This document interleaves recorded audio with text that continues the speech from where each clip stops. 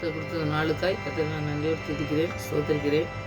இன்றைக்கி நாம் ஒரு மனிதனுடைய ரட்சிப்பை பற்றி, அதாவது ரட்சிப்பு ரொம்ப முக்கியமானது நம்ம வாழ்க்கையில். அந்த ரட்சிப்பை தரக்கு தான் ஆண்டவர் வந்தார். அந்த ரட்சிப்பை பெற்றுக்கொண்ட ஒரு மனிதனுடைய அவன் வாழ்க்கையில் நடந்த இந்த அவனுடைய வீட்டை அனைத்தையும் அனைத்து பேரும் ரட்சிப்பை பெற்றுக்கொண்டாங்க. வீட்டுக்கு இன்றைக்கி ரட்சிப்பு இருந்ததுன்னு ஆண்டவர் சொன்னது நான் சொல்லும்போதே அவங்களுக்கு வேதங்களை நிறைய படித்தவங்களா பைபிளை படித்தீங்கன்னா அவங்களுக்கு தெரியும். அந்த காரியத்தை தான் நம்ம சகையை பற்றி படிக்க போகிறோம். இன்றைக்கி அதை தியானிக்கும் பொழுது ஆண்டவர் நிறைய காரியங்களை நமக்கு கற்றுத்தருவார்னு சொல்லி நான் விசுவாசிக்கிறேன். நம்ம ஆண்டவர் என்ன சொல்லித்தராரோ அந்த ரட்சிப்பை நம்ம பெற்றுக்கொள்ளுக்கு முக்கியமாக நம்ம அர்ப்பணித்து ஜெபிக்கிற பிள்ளைங்களாக நம்ம இருக்க இன்றைக்கி உதவி செய்ய ஆண்டவர் நோக்கி பார்ப்போம். ஆண்டவர் பேசுவோம், ஜெயிப்போம். நல்ல தகப்பனே நமக்கு நன்றி செலுத்துகிற சுவாமி. இந்த மனிதன் மூலமாக எங்களுக்கு கற்றுத்தந்த வார்த்தைகளுக்காக நன்றி சுவாமி. இந்த வேதாகமத்துக்காக நன்றி செலுத்துகிறோம். வேதத்தில் எழுத தந்த இந்த வார்த்தைகளுக்காக நம்ம நன்றியோடு நம்ம துதிக்கிறோம், ஸ்தோத்திரிக்கிறோம். ஆண்டவரே, இந்த சகையை போல் ஆண்டவரே நாங்கள் வீடு அனைத்து பேரும் ஆண்டவரை ரட்சிப்பை பெற்றுக்கொள்ளத்தக்கதாய் இந்த வீட்டுக்கு இன்றைக்கு ரட்சிப்பு வந்ததுன்னு சொல்லி ஒரு ரட்சிப்பை பெற்றுக்கொண்டது போல் நாங்களும் ரட்சிப்பை பெற்றுக்கொள்ளத்தக்கதான கிருபையை எங்களுக்கு தர வேண்டுமா ஜெபிக்கிற சுவாமி. இந்த ஆண்டவரே இந்த சகையின் மூலம், இந்த சகைக்கு எழுதி தந்த காரியத்தின் மூலம், இந்த வசனத்தின் மூலமாக எங்களுக்கு நீங்கள் கற்றுத்தர வேண்டிய கற்றுத்தந்து அதன்படி நடந்து நாங்கள் ஆசீர்வாதத்தை சுதந்திரத்துக்குள்ள கிருபை செய்யுங்க. அப்படி நீ செய்வதற்காக நன்றியோடு துதிக்கிறேன், ஸ்தோத்திரிக்கிறேன். ஆண்டவர் நீ அந்த பிரசன்னம் மாத்திரம் எங்களை தாங்கி வந்தமாக ஜெபிக்கிறோம். கர்த்தர் பெரிய காரியங்களை செய்யும். இயேசு கிறிஸ்துவின் மூலமாக ஜெபிக்கிறோம் நல்ல பிதாவே, ஆமென். ஒரு பாடல் பாடி வசனத்துக்குள்ள கடந்து செல்லலாம்.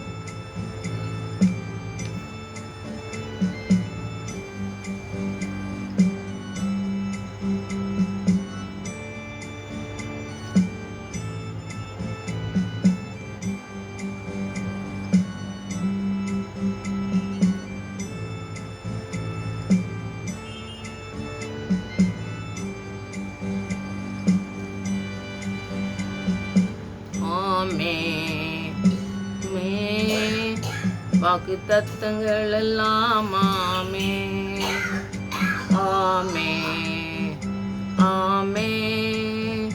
இயேசு சொன்னதெல்லாம் ஆமே ஆமே ஆமே. வாக்கு தத்தங்கள் எல்லாம் ஆமே ஆமே ஆமே. இயேசு சொன்னதெல்லாம் ஆமே.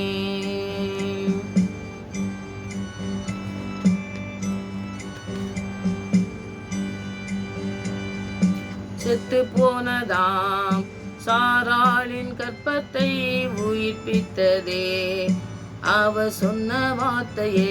செத்து போனதாம் சாராளின் கற்பத்தை உயிர்ப்பித்ததே அவ சொன்ன வார்த்தையே. குறித்திட்ட காலத்திலே அவர் வார்த்தை நிறைவேறிற்றே. குறித்திட்ட காலத்திலே நம் வாழ்வில் நிறைவேறுமே. குறித்திட்ட காலத்திலே அவர் வார்த்தை நிறைவேறிற்றே. குறித்திட்ட காலத்திலே நம் வாழ்வில் நிறைவேறுமே.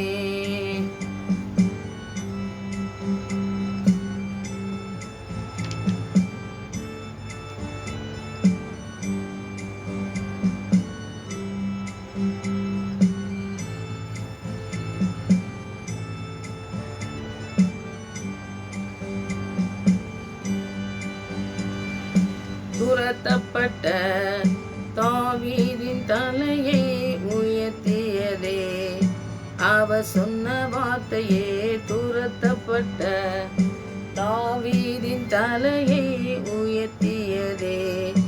அவர் சொன்ன வார்த்தையே குறித்திட்ட காலத்திலே அவர் வார்த்தை நிறைவேறிற்றே. குறித்திட்ட காலத்திலே நம் வாழ்வில் நிறைவேறுமே.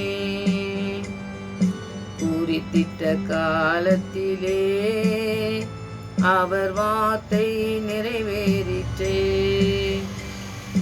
குறித்திட்ட காலத்திலே நம் வாழ்வில் நிறைவேறுமே.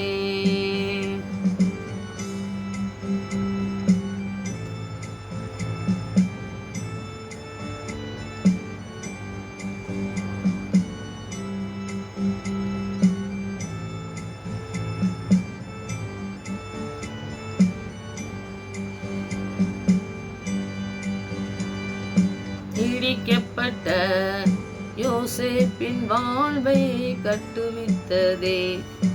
அவர் சொன்ன வார்த்தையே இடிக்கப்பட்ட யோசேப்பின் வாழ்வை கட்டுவித்ததே. அவர் சொன்ன வார்த்தையே குறிப்பிட்ட காலத்திலே அவர் வார்த்தை நிறைவேறிற்றே. குறித்திட்ட காலத்திலே நம் வாழ்வில் நிறைவேறுமே. குறித்திட்ட காலத்திலே அவர் வார்த்தை நிறைவேறிற்றே. குறித்திட்ட காலத்திலே நம் வாழ்வில் நிறைவேறுமே. ஆமென், ஆமென். வாக்குத்தத்தங்கள் எல்லாம் ஆமென், ஆமென், ஆமென். இயேசு சொன்னதெல்லாம் ஆமென், ஆமென், ஆமென். வாக்குத்தத்தங்கள் எல்லாம் ஆமென், ஆமென், ஆமென். இயேசு சொன்னதெல்லாம் ஆமென்.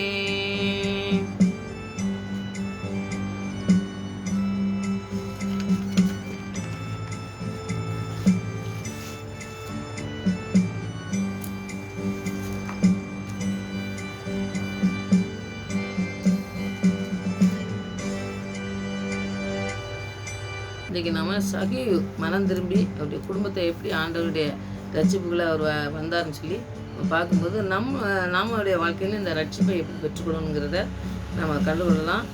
இந்த சகேயுங்கிறவர் சாதாரண ஆள் கிடையாது. நிறைய பணம் வசதி எல்லா விதமான பதவியிலையும் எல்லாத்துலேயுமே நல்ல ஒரு பெரிய மனுஷனாக இருந்தார்னு சொல்லி நம்ம படிக்கலாம். லூக்காவில் 19வது அதிகாரத்தில் 1லேருந்து 10 வரைக்கும் படிச்சு அன்னைக்கு அந்த காரியத்தை நம்ம கற்றுக்கொள்ளலாம். 19ல் 1வது வசனத்தை பார்த்தீங்கன்னாக்கி ஆண்டவர் பிரவேசிக்கிறது பார்க்கும். அவர் எரிகோவில் பிரவேசித்து அவன் வழியாக நடந்து போகையில் ஆயக்காரருக்கு தலைவனும், ஆயக்காரருக்கெல்லாம் தலைவராக இருக்கிறாரு. எல்லாம் அந்த வரி வசூலிப்பாங்க பார்த்தீங்களா, அது நிறையா உங்களுக்கு தெரிஞ்சுக்கலாம். அந்த மாதிரி இருக்கிறதுக்கு தலைவராக இருக்கிறவர் அவர் ஐஸ்வரனாக இருந்து சகே எனப்பட்ட ஒரு மனுஷன் இருந்தான்னு சொல்லி நம்ம அந்த வசனத்தில் நம்ம படிக்கும். ஏன்னா வசனத்தை நம்ம படிக்கும் பொழுது வசனத்தை அப்படியே படிச்சுட்டு அவருடைய கதையை படிச்சுட்டு போகிறோம்.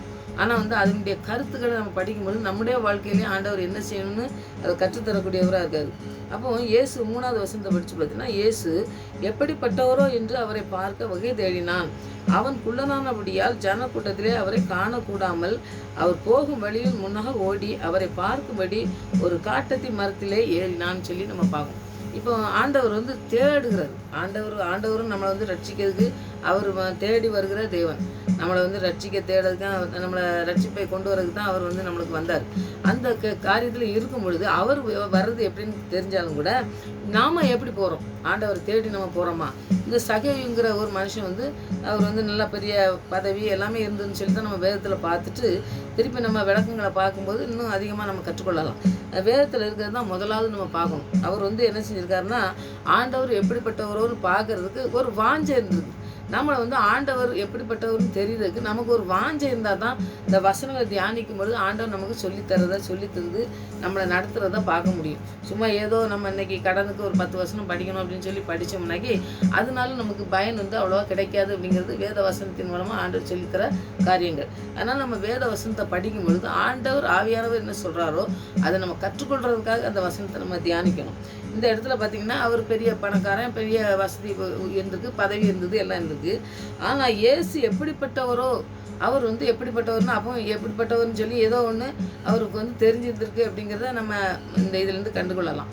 அதை கண்டுகொள்றதுக்கு அவர் வந்து தேடி அந்த ஜனக்கூட்டத்தில் அவரை வந்து பார்க்க முடியல. ஏன்னா ஆண்டவர் எப்பவுமே சுற்றினும் நிறைய கூட்டங்கள் போச்சுன்னு சொல்லி நோய் மற்ற பிரச்சனைகள் இருக்கவங்க நிறையா ஆண்டவரை பற்றி சத்தியத்தை கேட்கறதுக்கு எல்லாம் கூட்டமாக இருந்தாங்கன்னு சொல்லி எல்லாம் 5000 பேர் புருஷனே வந்திருந்தாங்க. அன்றைக்கி அப்போ பெண்கள் பிள்ளைங்கள்லாம் எத்தனை பேர் வந்திருப்பாங்கன்னு பாருங்கள். அப்படி வனாந்தரத்துக்கே வந்து அப்படி போய் நிறைய கூட்டங்கள் இருந்திருக்காங்க. அப்போ அவரை சுற்றிலும் நிறையா கூட்டம் இருக்கும்போது இவர் வந்து அந்த அதாவது எரியோ அந்த ஊரில் வந்து வசூலிக்கும் போது மட்டும் அவர் பெரிய மனுஷனாக இருக்கலாம். ஆனால் மக்களுக்கெல்லாம் வந்து மக்கள் வந்து நம்ம சாதாரணமாக பார்க்கும் பொழுதே பார்த்திங்கன்னாக்கி ஒரு நல்ல மனுஷன், நல்லா எல்லாத்துக்கும் உதவி செய்கிறவர்னா அவருக்கு ஒரு தனி மரியாதை இருக்கும். ஆனால் வந்து நமக்கு வட்டி கொடுத்து நிறையா பாருங்கள், ஒரு 10 ரூபா வட்டி, நீ வந்து 10 ரூபா தந்தால் தான் நான் உனக்கு வட்டி தருவேன் அப்படின்னு சொல்லி 100 ரூபாய்க்கு 10 ரூபா எடுத்துகிட்டு கொடுக்குறவங்களா இருந்தால் அவங்க மேலே வந்து எத்தனை பேருக்கு நல்ல ஒரு அபிப்பிராயம் இருக்கும், அவங்க மேலே எவ்வளோ அன்பு வச்சுருப்பாங்கன்னு நமக்கு இந்த சகையை பார்க்கும்போது நமக்கு தெரியுது. ஏன்னா சகை வந்து அப்படி அது அதிகமாக வசூலிக்க ஆள். அப்படி வசூலிக்கவங்க வந்து யாருமே வந்து ஒரு சரி வாங்கய்யா இயேசுவை பார்க்க வாங்கன்னு சொல்லி யாருமே சொல்ல மாட்டாங்க. அப்படி இருக்கும் பொழுது இவருக்கு வந்து பார்க்கணுங்க ஒரு வாஞ்சை இருந்திருக்கு. அப்போ அந்த வாஞ்சையை நம்ம முதலாவது நம்ம தியானிக்கணும். ஆண்டவருடைய பார்க்கணுங்கிற ஒரு வாஞ்சை இருந்தது, அந்த வாஞ்சை நமக்கு இருக்கணும். அடுத்து பாருங்கள், எப்படியாவது அவர் பார்த்து அவர் எப்படிப்பட்டவரோன்னு தெரிஞ்சுக்கணும்னு தான் போகிறாரு. அப்போ எப்படிப்பட்டவர்னு தெரிஞ்சுக்கிறதுக்கு நமக்கு ரொம்ப முக்கியமானது நம்ம ஆண்டவர் எப்படிப்பட்டவர்னு தெரிஞ்சுக்கணும். அப்புறம் வந்து பாருங்கள், அவருடைய வாழ்க்கையில் என்ன இருந்ததுனாக்கி பணம் எல்லா வசதியும் இருந்தாலும் அவருடைய வாழ்க்கையில் குறை இருந்திருக்கிறத நம்ம பார்ப்போம். என்ன குறைனா அவர் வந்து ரொம்ப குள்ளமாக இருந்தாருன்னு சொல்லி நம்ம பார்ப்போம். அப்போ நம்ம இருக்கிற ஒரு 5 அடி இருக்காங்க, 6 அடி இருக்காங்க, அந்த மாதிரி இருக்கும்போது ஒரு உயரமாக இருக்கும்போது ஒரு ஸ்பீடாக நடக்கிறதுக்கு அந்த மாதிரிலாம் ஒரு வாய்ப்புகள் இருக்குது. நம்ம குறைவாக நம்ம சொல்ல வேண்டாம். ஆனால் வந்து பார்த்திங்கன்னாக்கி கொஞ்சம் உயரம் கம்மியாக இருக்கிறவங்க கொஞ்சம் ஸ்பீடாக நடக்க கொஞ்சம் கஷ்டப்படுவாங்க பார்த்திங்களா. அந்த மாதிரி இவருக்கு வந்து உள்ள கூட்டத்தில் ஓடி போய் பார்க்குறதுக்கோ மற்ற ஏதோ ஒரு தடைகள் இருந்திருக்கு, சரீர பிரகாரமான ஒரு குறைகள் இருந்திருக்கு. அவருக்கு முடியாத பட்சத்தில் அவர் அப்படியே விட்டுட்டு சரி இனிமேல் நம்ம இப்படி இருக்கோம், நம்ம எப்படி பார்க்கணுங்க அந்த இதில் அந்த வாஞ்சை வந்து இதயத்தில் இவரை எப்படியாவது இன்றைக்கி பார்க்கணும் அப்படிங்கிற வாஞ்சையோடு போயிருக்காருன்னு சொல்லி நம்ம பார்ப்போம். அந்த இடத்துல பார்த்திங்கன்னாக்கி உடனே ஒரு யோசனை பண்ணி எப்படியும் போயிட்டு இருக்கவர் மரத்து மேலே நிற்கும்போது பார்த்திங்கன்னாக்கி எப்படியும் வந்து தெரியும் கீழே போகிறது கூட்டத்தை எப்படியாவது பார்த்துடலாம் அப்படிங்கிற ஒரு நோக்கத்தோடு ஒரு காட்டத்தி மரங்கும்போது ஒரு நல்ல விரிஞ்ச ஒரு பெரிய மரம், அந்த மரங்களில் வந்து போய் ஏறி அந்த இதில் இந்த மணிக்கு நல்லா தெரியும் அப்படின்னு சொல்லி அந்த மரத்தில் ஏறி அவர் உட்காந்து பார்க்கணும்னு சொல்லி அவர் இருக்காருன்னு சொல்லி நம்ம பார்க்கோம். அப்போ முன்னாக ஓடி பார்க்கும்படி காட்டுத்தி மரத்தில் ஏறினார்னு சொல்லி ஏறி இருக்கும்போது அங்கே இயேசு அந்த இடத்தில் வந்த பொழுது இந்த 5வது வசனத்தை பார்த்திங்கன்னா அண்ணாந்து பார்த்து இப்போ வந்து பார்த்திங்கன்னாக்கி நம்மளுடைய வாஞ்சையை பார்த்து அவர் நம்மளை நோக்கி பார்த்து நம்மளை வந்து அனைத்து நடத்துகிற ஒரு நல்ல தகப்பனுடைய அன்பு இதை நம்ம இதில் பார்க்கோம். அப்போ அவரை கண்டு அவனை மேலே இருக்கிற அந்த ஆளை வந்து பார்க்காரு. உடனே என்ன செய்கிறாரு, பேரை சொல்லி கொடுக்குறாரு. ஏன்னா பேர் எல்லாவற்றையும் அறிந்த தேவன் சொல்லி அதையும் இந்த இடத்துல நம்ம வந்து தியானிக்கணும். அப்போ பாருங்கள், சகைவே நீ சீக்கிரமாக இறங்கி வா, இன்றைக்கு நான் உன் வீட்டில் தங்க வேண்டும் என்றார். உடனே என்ன சொல்கிறாரு, நான் உன் வீட்டுக்கு வரணும். இன்னைக்கு எத்தனையோ மக்கள் வர்றாங்க, எத்தனையோ மக்கள் வந்து செய்தியை கேட்க கூட்டம் வருது. அத்தனை கூட்டத்துலேயும் வந்து ஆண்டவர் என்ன சொல்கிறதுன்னா, இன்றைக்கு உன் வீட்டுக்கு நான் வர்றேன் வா அப்படின்னு சொல்லி கூப்பிடுறது, இறங்கி வா சீக்கிரமானு கூப்பிடுறது.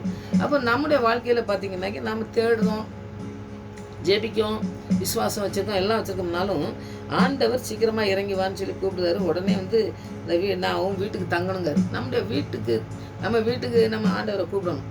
நம்முடைய இல்லத்தை வந்து ஆண்டவருடைய பிரசனத்தினால அலங்கரிக்கிறதுக்கு நம்ம கூப்பிடணும்னு சொல்லி நம்ம பார்க்கோம். இப்போ அவர் வந்து தேடி தான் போனார். ஆண்டவர் வந்து அந்த ரட்சிப்பை கொடுக்குறத நம்ம பார்க்கோம். நம்ம தேடினாலே நமக்கு எல்லாவற்றையும் ஆண்டவர் தரக்கூடிய நல்ல தகப்பனாக இருக்கார். அதனால் ஆண்டவர் தேடும்போது இந்த சகையை மாதிரி தேடணும், வாஞ்சியோடு தேடினார் பார்த்திங்களா, அந்த மாதிரி. அடுத்தது வந்து 6வது வசனத்தை பார்த்திங்கன்னா அவர் சீக்கிரமாக இறங்கி சந்தோஷத்தோடு அவரை அழைத்து கொண்டு போனான். இப்போ எவ்வளோ சந்தோஷம் இருக்கு பாருங்க. ஒரு ரட்சிப்பை கொடுக்குற ஒரு ஆண்டவரை நம்ம பார்த்துட்டோம். நம்ம பார்க்கணும்னு வாஞ்சை தான் இருந்தது. அந்த வாஞ்சையை பார்த்து அவர் பேரை சொல்லியே கூப்பிட்டு நம்ம வீட்டுக்கு வரேன், இவ்வளோ வரையும் விட்டுட்டு நம்ம வீட்டுக்கு வரேன்னு சொல்கிறாரே அப்படின்னு சொல்லி அவருக்கு ஒரு சந்தோஷம், எவ்வளோ சந்தோஷம் இருக்குன்னு பாருங்கள். நமக்குலாம் ஆண்டவர் வந்தாருன்னா எவ்வளோ சந்தோஷம் இருக்கும் பார்த்தீங்களா? அந்த மாதிரி அவருக்கு ஒரு சந்தோஷம் இருந்தது. அப்படி நம்மளை ஆண்டவரை நம்ம வீட்டுக்கு, நம்முடைய பிள்ளையுடைய வாழ்க்கையில் எல்லாவற்றிலும் ஆண்டவரை நீங்கள் இருக்கணும் அப்படின்னு சொல்லி ஜெபிக்கிற பிள்ளைங்களாக இருக்கணும்னு இந்த சகேவு மூலமாக நம்ம பார்ப்போம். அடுத்தது பார்த்திங்கன்னா 7வது வசனம், அதை கண்ட யாவரும் இவன் பாவியான மனுஷனத்தில் தங்கும்படி போனார் என்று முறுமுறுத்தார்கள். இப்போ மனுஷங்கள்லாம் பார்க்காங்க இவர் பாவின்னு சொல்லி. ஏன்னா வரி வசூலிக்கிற ஆளுன்னு எல்லாருக்குமே தெரியும். ஆனால் மக்கள் மத்தியில் இவருக்கு இவர் நல்ல மனுஷன் சொல்லி ஒரு சர்டிஃபிகேட் இல்லை. ஆனால் ஆண்டவர் என்ன செய்கிறாருன்னு பாருங்கள். அப்படிப்பட்ட மனுஷனை தேடி இன்றைக்கி நான் வீட்டில் இருந்து உன்னுடைய வீட்டுக்கு ரட்சிப்பை நான் தர்றேன்னு சொல்லி ஆண்டவர் வராரு. அப்போ அப்படிப்பட்ட ஆண்டவர் நம்முடைய ஆண்டவர்னு சொல்லி நமக்கு அதை நம்ம தெரிஞ்சுக்கொள்ளணும். இந்த சகையை தெரிஞ்சுக்கொள்ளாமல் போனாலும் வாஞ்சியோடு போனோன்னே ஆண்டவரை பெற்றுக்கொண்டு ஆண்டவரை கண்டு கொண்டாரு, வீட்டுக்கு கூட்டு போகிறாரு. ஏன்னா பக்கத்தில் இருக்கவன் என்னமோ சொன்னாலும் சரி அதை பற்றி கேட்கவே இல்லை.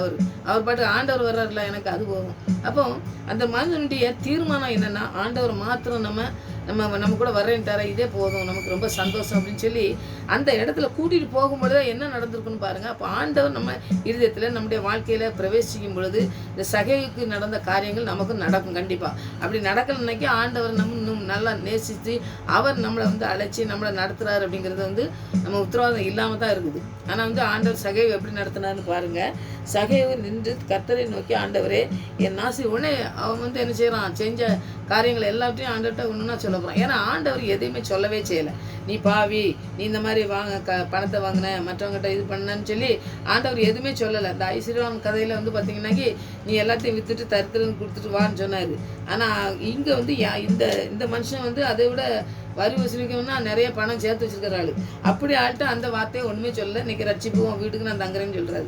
அப்போ ஆண்டவர் வித்தியாசமாக நம்மளை நடத்தக்கூடிய காரியங்களை செய்வார். அப்போ நம்ம அர்ப்பணிக்க மட்டும்தான் செய்யணும். நம்ம எப்படிப்பட்டவங்களாக இருந்தாலும் நம்மளை ஆண்டவர் நம்மளை ஆசிரித்து நம்மளை ரட்சிப்புகளை கொண்டு நம்மளை நடத்த வளம் உள்ளவர் சகை காரியத்திலேருந்து நம்ம பெற்றுக்கொள்ளலாம். அவர் ஆசி, அவர் சொல்கிற காரியங்கள்லாம் சொல்கிறான் பார்த்தீங்களா. ஆசியில் பாதியை ஏழைகளுக்கு கொடுக்கிறேன். இப்போ ஆஸ்தி நிறைய இருக்குது, அதெல்லாம் ஏழை கொடுத்துட்றேன்னு சொல்லுவான். இப்போ நான் பாருங்கள், நான் ஒருவனிடத்தில் எதையாகலும் அநியாயமாக வாங்கியிருந்தானால் 4 எத்தனையாக திரும்ப செலுத்துகிறேன் என்று சொல்கிறான். 4 எத்தனையாக கொடுக்குறதுங்கிறது நீங்கள் யாத்திராகமும் 22:1 நீங்கள் பார்த்தீங்கன்னாக்கி எதை எடுத்தாலும் நீ அநியாயமாக நீ எதாவது வாங்கியிருந்தேன்னா 4 தனியாக கொடுக்கணும்னு சொல்லி அந்த சட்டம், அதாவது நியாயப்பிரமாணத்தில் மோசே எழுதின சட்டத்தை இங்கே இந்த சகையை சொல்கிறாரு. அப்போது படிப்பிலையோ மற்ற நியாயப்பிரமாணம் ஆண்டவர் பற்றியோ தெரிஞ்சு தான் வச்சுருக்காருன்னு சொல்லி தெரிஞ்சு தான் வாஞ்சியோடு வர்றாருன்னு சொல்லுவோம். அப்போ நம்மளை ஆண்டவரை என்னென்ன காரியங்களை செஞ்சுருக்காருன்னு சொல்லி நம்ம படித்து அதை தியானித்து அதுக்கப்புறம் நம்ம ஆண்டவர்கிட்ட வரும்பொழுது பார்த்திங்கன்னா இன்னும் அதிகமாக நெருங்கி வர்றதுக்கு நமக்கு ரொம்ப ஈஸியாக இருக்கும். ஆண்டோடைய வசனம் நம்மளை கொண்டு போகும். அப்படி வழி நடத்தக்கூடிய நல்ல தகப்பன் நம்மளோட குறை இருக்காரு. அதுதான் இங்கே செய்கிறாரு. இவர் எல்லாத்தையும் நான் கொடுக்கேன்னு சொல்லுவார். இயேசுவை நோக்கி, இன்றைக்கு இந்த வீட்டுக்கு ரட்சிப்பு வந்தது, இவனும் ஆபிரகாமுக்கு குமாரனாக இருக்கிறானே, இழந்து போனதை தேடவும் ரட்சிக்கவுமே மனுஷகுமாரன் வந்திருக்கிறார் என்றார். இப்போ ஆண்டவர் இழந்து போனதையும் ரட்சிக்கவும் தான் நான் வந்திருக்கேன், அதனால் இவனும் ஆபிரகாமுக்கு குமாரனாக மாறிட்டார் அப்படின்னு சொல்லி ஆண்டவர் சொல்கிறத நம்ம பார்ப்போம். இவர் ஒரு வரி வசூலித்து மற்றவங்கள பணத்தெல்லாம் வேண்டாத காரியங்களுக்கு பிடுங்கினாள். அப்படி ஆளை ஆண்டவர் ரட்சிப்புகள் கொண்டு வரதை நம்ம இந்த வசனத்தில் நம்ம படிக்கும். அப்போ இவர் எப்படி வீட்டுக்குள்ளே ஆண்டவர் வந்தார், அவங்க வெளியே உள்ளவங்களாம் முறுமுறுத்தாலும் ஆண்டவர் ரட்சிப்பை கொடுத்து அந்த வீட்டை ரட்சிப்புக்குள்ளே கொண்டு வந்துட்டார். நம்மளும் இந்த காரியத்தில் இந்த வசனத்தை அப்புறம் நம்ம படித்து இன்னும் அதிகமாக படிங்க. வசனத்தை படிக்கும் பொழுதே ஆண்டவர் உங்களை தொடுவார்னு சொல்லி நான் விசுவாசிக்கிறேன். நம்ம இப்போ பார்த்திங்கன்னாக்கி விளக்கங்களை நம்ம படிக்கும்பொழுது தான் இந்த வசனத்தினுடைய காரியங்களை நம்ம இன்னும் அதிகமாக கற்றுக்கொள்ளலாம்னு அப்படி தான் நம்ம படிச்சுட்டு இருக்கோம். அதை படிக்கலாம். இயேசு கிறிஸ்து சிலுவையில், அதாவது ஆண்டவர் சிலுவையில் அறையிறதுக்கு சில நாட்களுக்கு முன்பாடி தான் இந்த காரியங்கள் நடக்கிறத நம்ம பார்ப்போம். அப்போ இயேசு உலகத்துக்கு வந்தது நோக்கம் என்னென்னா ரட்சிக்க தான் வந்தார். அப்போ அந்த சகையை ஆயக்காரனாக இருந்தாலும் மக்களிடத்தில் பல மடங்கு, அதாவது அதிகமாக வரி வசூலிக்கவனாக இருந்தாலும் அவங்க வந்து ஆயக்காரர்கள் எல்லாமே வந்து மக்களை வந்து வெறுக்காங்க. இவங்க வந்து பணத்தை நிறையா நம்மகிட்ட பிடுங்குதானே, இப்படி நிறையா நம்ம கஷ்டப்படும் பொழுது நம்மகிட்ட வரி வசூலிக்கிறது இப்படி அநியாயமாக வசூலிக்கானேன்னு சொல்லி அவங்கெல்லாம் வெறுத்து தான் இருக்காங்கன்னு சொல்லி இருந்தாலும் கூட ஆண்டவர் வந்து அவன் வந்து நான் வாஞ்சித்து ஆண்டவர் தேடி வரும்பொழுது மற்ற எல்லாத்தையும் செஞ்சு முடிக்கிறத நம்ம பார்க்கோம். ஆனால் ஆண்டவர் வந்து மனம் திரும்புதலை பார்க்காரு. அவனுடைய மனம் திரும்புதல் வந்து முழுமையான அர்ப்பணிப்பு மனம் திரும்புதலாக இருக்குதுன்னு சொல்லி நம்ம பார்ப்போம். அந்த மனம் திரும்புதலை பார்த்தவொடனே தான் அன்றைக்கு நீ சீக்கிரமாக இறங்கி வா மரத்துலேருந்து, நான் இன்றைக்கி உன் வீட்டுக்கு ரட்சிப்பை தரப்போகிறேன், நீ வா இறங்கி வான்னு சொல்லி ஆண்டவர் பேர் சொல்லி கூப்பிடுறதை நம்ம பார்ப்போம். நம்முடைய வாழ்க்கையில் வந்து சகையை போன்ற மனிதர்கள்லாம் நிறையா உலகத்தில் இருக்க தான் செய்கிறாங்க. அவங்களுக்கெல்லாம் வந்து சகைவுக்கு எப்படி தெரிஞ்சுன்னு தெரியலைனாலும் ஆண்டவர் அந்த மாதிரி இருக்கிற மனுஷருக்கு நம்ம அந்த ரட்சிப்பை பெற்றுக்கொள்றதுக்கு, மீட்பை பெற்றுக்கொள்றதுக்கு அவங்களுக்கு நற்செய்தியை அறிவிக்கணும்னு சொல்லி நம்ம அந்த வழி தவறி போகிறாங்க பார்த்தீங்களா, இப்படி வரி வசூலிக்காங்க, நிறைய பணத்தை சம்பாதிக்காங்க. அப்படிப்பட்டவங்களுக்கெல்லாம் ஆண்டவர் கொடுக்குற அந்த ரட்சிப்பை பெற்றுக்கொள்றதுக்கு அவங்க அறியாமல் இருக்கிறத அந்த ரட்சிப்பை பெற்றுக்கொள்ளுங்கன்னு சொல்லி நம்ம சொல்கிற பிள்ளைங்களாக இருக்கணும். தேவனுடைய ராஜ்யத்துக்கு பங்குள்ளவளாக நீங்கள் மாறணும்னு சொல்லி நம்ம சொல்லணும். அவங்க கேட்டு அவங்க ரட்சிப்பை பெற்றுக்கொள்றதுக்கு நிறைய பேர் வருவாங்கன்னு சொல்லி நம்ம இந்த வசனத்தின் மூலமாக பேசும் பொழுது ஆண்டவர் அநேக சகைகளை எழுப்புவார்னு சொல்லி நம்ம ஜெயிப்போம். ஆண்டவர் பெரிய காரியங்களை நம்முடைய வாழ்க்கையில் செய்வார். அடுத்தது சகைவின் மனம் திரும்புதல் என்னன்னு சொல்லி பார்த்தீங்கன்னாக்கி, ஆயக்காரனுக்கு தலைவனாக அந்த சகை வந்து எரியோ மக்கள் மத்தியில் ஒரு நல்ல பேர் அவனுக்கு இருந்தாவே வேதத்தில் இல்லவே இல்லை. ஏன்னா வந்து வரியை நிறைய வசூலிச்சதுனால அவங்கெல்லாம் இவனை வந்து என்ன அப்பவே சொல்கிறாங்கல்ல, ஆண்டவர் கூப்பிட்டு போகும்போது என்ன இந்த பாவியான மனுஷன் கூட ஆண்டவர் தங்கும்படி போகிறாருன்னு சொல்லி முருமுறுக்காங்கன்னு சொல்லி பார்க்கணும்ல. அப்போ மக்கள் மத்தியில் ஒரு நல்ல ஒரு பேர் இல்லவே இல்லைன்னு சொல்லி நம்ம பார்ப்போம். அப்படி வரி வசூலிக்கிறது மட்டுமில்ல, அதிகமாக வரி வசூலிக்கிற ஆளாக இருந்திருக்காரு. அப்போ வந்து பார்த்திங்கன்னாக்கி அந்த வரி வசூலிக்கிறது மாத்திரம் வேலையை மாத்திரம் அவர் அப்படி செஞ்சுருக்காரு. ஆனால் அவருடைய வளர்ச்சியில் ஒரு தடை இருந்ததுனாலும் அந்த வளர்ச்சியை பார்த்து அவர் இல்லாமல் வாஞ்சியோட இயேசுவை தேடி போனதுனால அவர் வந்து ஆண்டவரை சந்தித்து ஆண்டவருடைய ரட்சிப்பை பெற்றுக்கொண்டார். அதை நம்ம ரொம்ப முக்கியமாக தியானிக்கணும். அடுத்தது பார்த்திங்கன்னா அவர் மனம் திரும்புதல் நம்ம பார்த்தோம். அடுத்தது வந்து இயேசுவின் அழைப்பை நம்ம பார்க்கணும். அவர் மனம் திரும்புதலை பார்த்து தான் ஆண்டவர் அழைக்கிறத நம்ம பார்ப்போம். நமக்கு வந்து வேதத்தில் நிறையா காரியங்கள் சொல்லணும்னாலும் அவருடைய மனம் திரும்புதலும் ஆண்டவர் எல்லாவற்றையும் அறிந்த தேவன், அறிந்து தான் அழைக்கிற தேவனாக இருக்கிறாரு. அந்த இதை அழைக்கும் போது பார்த்தீங்கன்னாக்கி உங்கள் வீட்டில் இன்றைக்கி தங்கணும்னு சொல்லி இயேசு வந்து சகையை அழைக்கிறாரு. அப்போ மனம் திரும்புகிற மனுஷங்களை ஆண்டவர் வந்து அழைக்கிறவராக இருக்கார். மனம் திரும்புவதற்கு அடையாளமே என்னென்னா, நான் அநியாயமாக வாங்கியிருந்தோம்னா எதையும் நான் 4 மடங்கு கொடுக்குறேன்னு சொல்லி சொல்லுவோம். அப்போ எவ்வளோ காசு இருந்தாலும் சரி, நான் 4 மடங்கு கொடுத்துருது ஆண்டவரே. இந்த பழைய ஏற்பாட்டில் சொன்னாரே அந்த சம்பவத்தை நினச்சி தான் சொல்கிறாரு. அப்போ நான் இப்படி திருப்பி வாங்கியிருந்தது அநியாயத்தை வாங்கினதை 4 மடங்கு கொடுத்துருன்னு சொல்லி நான் அதையும் செஞ்சிடுறேன், நியாயப்பிரமாணத்தில் என்ன சொல்லிக்கோ அதை செய்கிறேன் அப்படின்னு சொல்லி ஆண்டவர்கிட்ட அறிக்கை செய்கிறத நம்ம பார்ப்போம். அதுதான் மனம் திரும்புதல். உண்மையான மனம் திரும்புதல் என்னென்னா, ஆண்டவர் என்னென்ன நியாயப்பிரமாணத்தை கட்டளைகள் கொடுத்துருக்காரோ அதெல்லாம் செய்கிறதுக்கு ஒரு காரியங்களை வந்து செய்கிறத நம்ம பார்ப்போம். அடுத்தது பார்த்திங்கன்னா மனம் திரும்பிய சகையை செய்த காரியம் என்னன்னு சொல்லி பார்த்தோம்னாக்கி, அவர் வந்து ஒரு 4 காரியத்தை நம்ம படித்தோம்னாக்கி, யாருக்கும் வந்து இந்த அளந்து கொடுக்கல. நீ பாருங்கள் இந்த எவ்வளோ தான் தருவேன் அப்படின்னு சொல்லி அவங்கெல்லாம் அந்த காசு பணத்தில் வாங்குறவங்க கரெக்டாக தானே கொடுப்பாங்க. நீங்கள் பார்த்துருக்கலாம். இந்த வட்டி கொடுக்குறவங்க அவங்களெல்லாம் பார்த்தா நிறையா பேர் சொல்கிறாங்க. ஆனால் எனக்கு தெரியாது அவ்வளோவா. ஆனால் அதை சொல்லுவாங்க, இவங்கெல்லாம் ரொம்ப கொடூரமாக இருப்பாங்க, ரொம்ப இதாக கொடுக்குறது வாங்குறது எல்லாமே இருப்பாங்கன்னு சொல்லுவாங்க. அந்த மாதிரி இருக்கிற மாதிரி இல்லாமல் அந்த கொடூரமான இதெல்லாம் மாறி அளந்து கொடுக்குறது இல்லையா, எவ்வளோ கேட்டாலும் கொடுத்துட்டே இருக்கிறதாம்மா. அப்போ தாராளமாக கொடுக்குறதாம். 2வது 3வது பத்தில் சொத்தில் பாதி ஏழைக்கு கொடுக்குறேன்னு சொல்லிட்டாருல, அதை அப்படியே செய்கிறாரு. அப்புறம் வந்து 4வது பார்த்திங்கன்னாக்கி 4 தனியாக திரும்ப கொடுக்குறேன், நான் அநியாயமாக வாங்கியிருந்தேன் 4 தனியாக கொடுக்குறேன்னு சொன்னால் மீதம் என்ன இருந்திருக்கும் அப்படின்னு சொல்லி நம்ம நோட் பண்ணி பார்த்தோம்னாக்கி அவருக்கு எதுவுமே இருக்கிறதுக்கு வாய்ப்பே இல்லை. ஏன்னா கேட்குறதெல்லாம் கொடுத்தோம்னாக்கி என்ன இருக்கும். அப்புறம் 4 மடங்கு கொடுக்காரு, அப்புறம் தாராளமாக கொடுக்காரு, அப்புறம் ஏழைகளுக்கு சொத்தை பாதியை கொடுக்காரு. இப்படி கொடுத்துட்டே இருந்தோம்னாக்கி அவருக்கு என்ன இருந்திருக்கும் அப்படிங்கிறது தெரியலனாலும் அவருடைய மன மாற்றங்கள் ஆண்டவர்கிட்ட எல்லாத்தையும் அர்ப்பணித்து ஆண்டவரை எப்படி ஏற்றுக்கொண்டாருங்கிறத முக்கியமான காரியத்தை இங்கே கற்றுக்கொள்ள முடியுது. அவர் வந்து முழுமையான மாற்றத்தை அடைஞ்சிட்டு இருக்காரு. அவருடைய வாழ்க்கை முறை முற்றிலுமாக மாறிட்டு, அவருடைய வாழ்க்கை வந்து பாருங்கள் பணத்துக்கு மேலே இருந்த காரியங்கள்லாம் மாறி அவர் பணத்துக்கு முக்கியத்துவம் கொடுக்காம ஆண்டவர் என்னென்ன சொல்லியிருக்காரோ அதைப்படி கடைபிடிச்சு அதை நடக்கணும் அப்படிங்கிற காரியத்தில் வந்து அவர் ரொம்ப இந்த வாஞ்சியாக இருந்து வந்ததுனால தான் ஆண்டவர் சந்திக்கார். அப்புறம் சகை எடுத்த முடிவு என்னென்னா நம்முடைய வாழ்க்கையிலும் இந்த முடிவு தான் இருக்கணும். எதை இழந்தாலும் கிறிஸ்துவை மட்டும் நான் இழந்து போக தனதாக்கி கொள்ளணும், எனக்கு சொந்தமாக்கி கொள்ளணும்னு தீர்மானித்து வந்ததுனால அவர் அந்த ரட்சிப்பை பெற்றுக்கொண்டார். நம்முடைய வாழ்க்கையில் இந்த தீர்மானத்தை எடுத்துக்கணும்.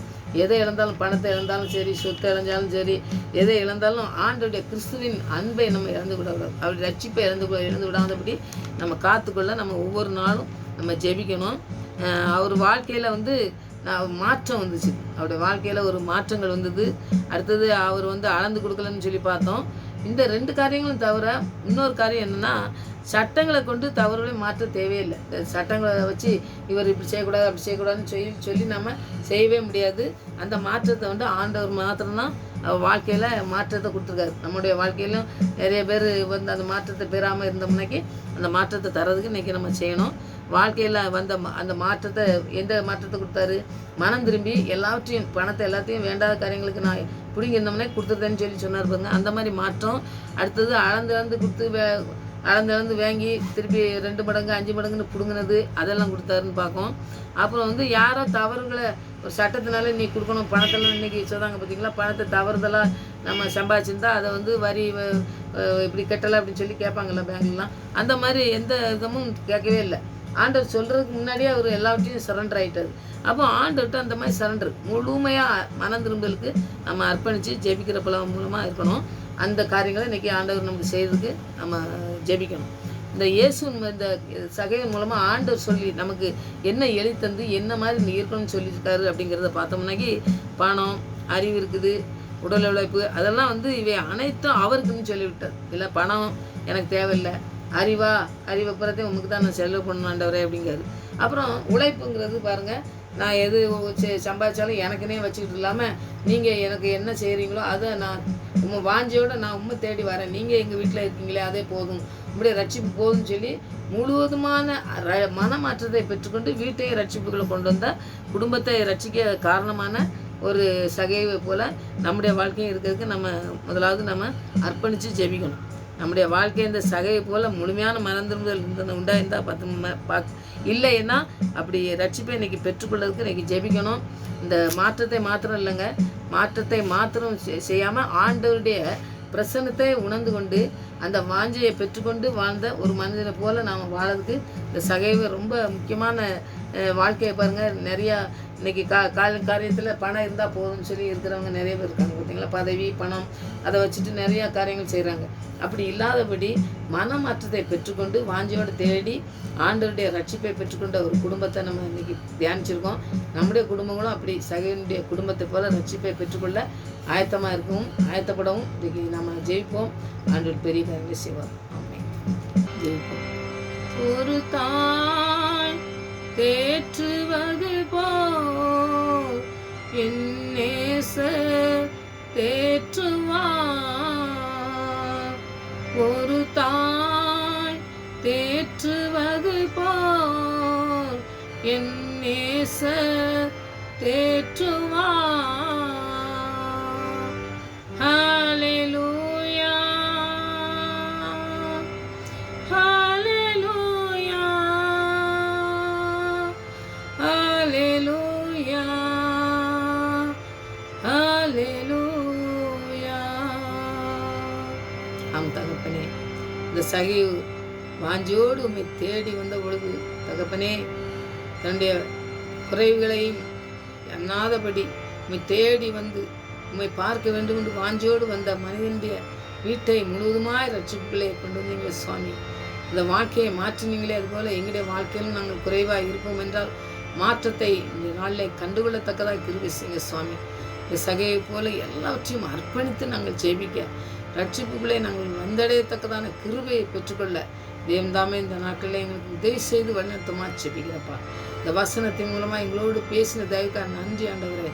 ஒவ்வொரு பிள்ளைகளையும் அப்படியே நீங்கள் ஆசீர்வதிக்க வேண்டுமா ஜெபிக்கிறேன் ஆண்டவரே. ஒவ்வொருடைய இருதயங்களும் தொடப்பட வேண்டுமா ஜெபிக்கிறேன் ஆண்டவரே.